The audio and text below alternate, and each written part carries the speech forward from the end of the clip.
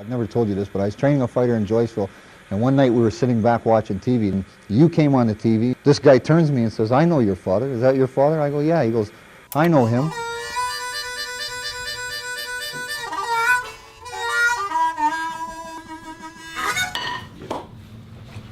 So my father grew up in a large family of 16 kids, 2 died, so 14 brothers and sisters in Windsor, Nova Scotia. They had to walk past 2 or 3 white schools before they can go to the black school that accepted them. I think at 16, he had a fight on the ship. I don't know if he killed the guy on the ship because no one will say it, he never said it. My father went to jail. When he came out of jail, he joined the army. So anyways, he was training black troopers to get ready to go die in Korea. Did that until near the end of the Korean War. Met my mother. My mother must have been so attractive to him, he phoned the army and said he's not coming back. War's almost over, you don't need him. In 1957, he moved here to the Kensington Market in Toronto. Most of the 14 siblings that he had moved into this area with a migration of other, we call Afro-Métis Nova Scotians. So all these houses were filled up with our Scotian family. My aunt lived there, another one lived around the corner. I had 14 aunts and uncles and 65 cousins all here. When we step out of the house, "Hey cuz, hey cuz, hey cuz, hey cuz. Hey cuz, you owe me some money." So he moved around this country from base to base training soldiers, and he had to fit in each base he went to. We grew up in this neighborhood, so we didn't have to do that. I think he tried too hard to fit his blackness into the whiteness of the neighborhood. When I was 10 years old, he whipped the shit out of us because we squirted water at a white man, and his thing was, I told you, I taught you, as he's whipping us, how to get along in the white man's world, but you kids just won't listen.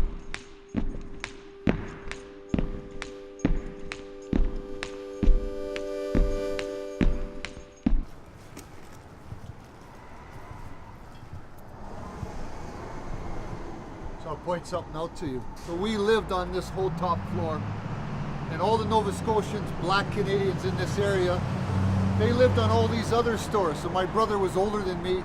They were running across these roofs like squirrels, so we wanted to do the same thing. So I jumped at 6 years old from that ledge to that ledge, and all the kids that followed me and jumped with me ended up in the penitentiary.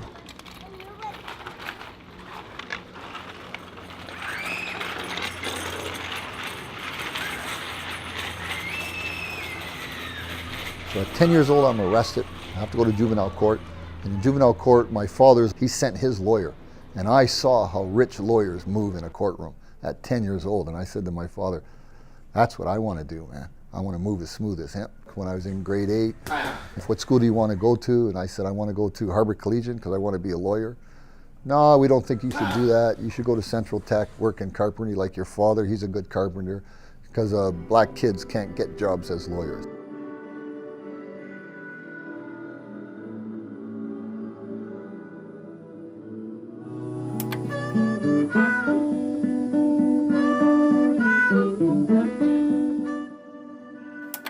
We break into the stores around here. What we used to do is we just take some food, a bottle of wine, a couple of bottles of wine, some cheese, some bread, some sauces, and then we go to the park, sit with girls, bullshitting the girls, and having a little bit of a feast, eating better than our parents because our food was free. By that 14-year-old time, our gang was a big, well-entrenched gang in this neighborhood, but my father wouldn't know what we were doing. I had a little .22, it's the smallest caliber gun you can get. I was in the laneway, we were dividing up the good. I went to shoot out the light, and the bullet hit the light and bounced off. But a brown car come by, stopped, backed up, and when the guy come out, he come out with a gun in his hand, and I immediately just let one go. He drops down, "Police, freeze!" And that's the first time I got shot at. So the sound of the bullets whizzing past me and then thudding into the garage behind me.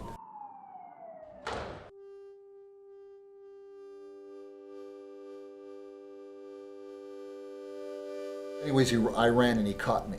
So I'm in jail now. Something's different about you. We're going to try an experiment. We're going to take you to a new jail. There's no black people.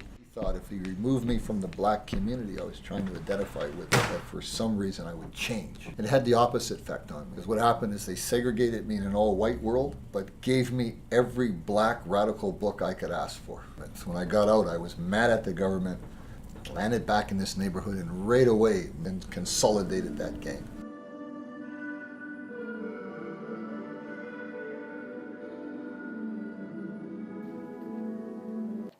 We're humans, and all humans need the same thing. We're social animals.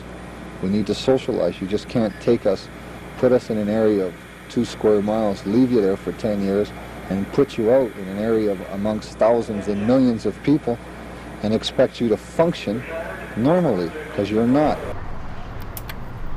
So I'm going to bring this up. It's not that I'm bragging, because it's going to seem that way.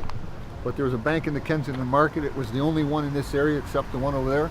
So it had lots of money. It was a fat bank, as we call it. So I had it robbed. I parked stolen cars in all the streets around here, and I literally sealed the downtown core so that the cops couldn't get up there. I left one area open because we blew up a van, so there'd be a fire, so that the cops couldn't run in and trap the guys. I was right here up behind the wall, and there was a cop car stuck there. He had a gun in one hand and his walkie-talkie in the other, and he was jumping up and down on the roof of his car in frustration because he couldn't go anywhere. And it sent a message to all the other gangbangers around here that if we could seal off the city, we could not only mess with you, we could also mess with the man, the police, the army, and everybody else. And you'd be alone up there. And if you were alone up there, 10 of us can come and just gun you down.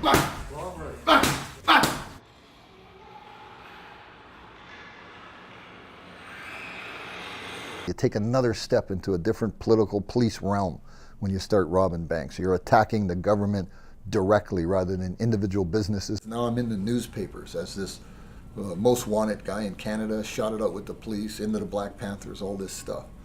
Now I hit the old City Hall, and there's a whole army of police guarding me, and I'm going to the penitentiary now. So my father in his mind must know that his son has now crossed all levels and is in another realm.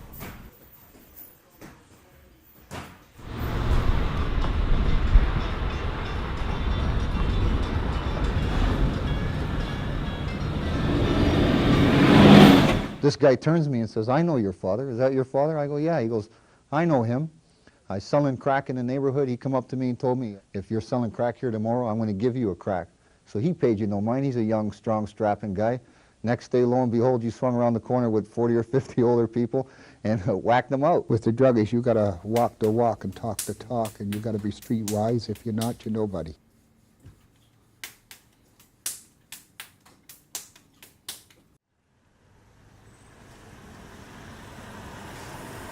Crack cocaine came into this neighborhood in 1981. We were in prison. The remnants of our group, our gang, started to sell cocaine in here because they lost the leader that could find these scores for them to do. People would break into cars in this neighborhood and to do the crack cocaine to get out of the weather. Because my sister went to sit in her car and a needle stuck her out in the ass. And my father lost her mind.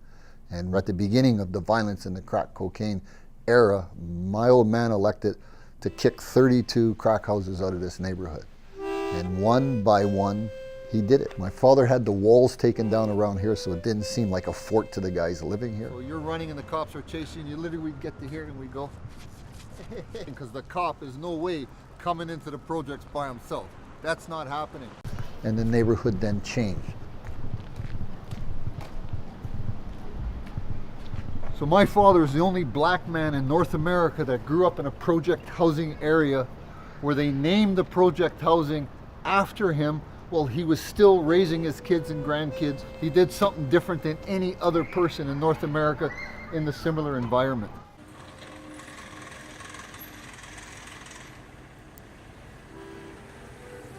I spent 32 years in prison, 25 years as a criminal. I come to the conclusion that if you truly want to beat the government, then don't play the game I'm playing to do it. It doesn't work. The only way they can't get me, and I say this to all the criminals out there, you have to flip the switch. When I flip the switch and I'm no longer entertaining criminal activity, they can't get me because I'm not going to listen now.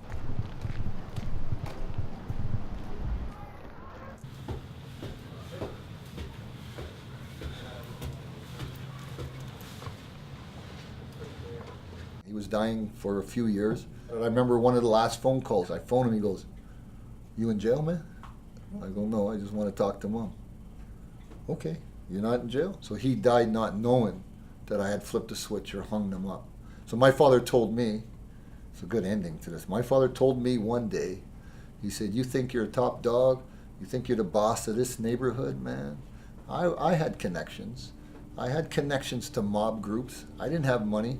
And I said to myself, I'd rather raise my son than play that mob game. And you didn't say that to yourself. And it's true.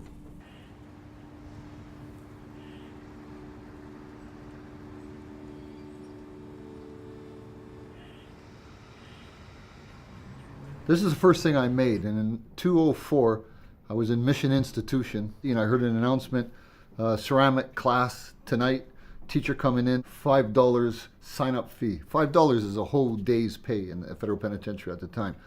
So I went and I signed my $5 over. John Wright, who owns a pottery shop in White Rock, started to teach me. He said, because I chose such a small piece of clay and worked so delicately with my big hands, he thought I would do good with it. So this was a little gift to my wife, who for 12 years came and visited me in prison, and then a year after I got out, she died.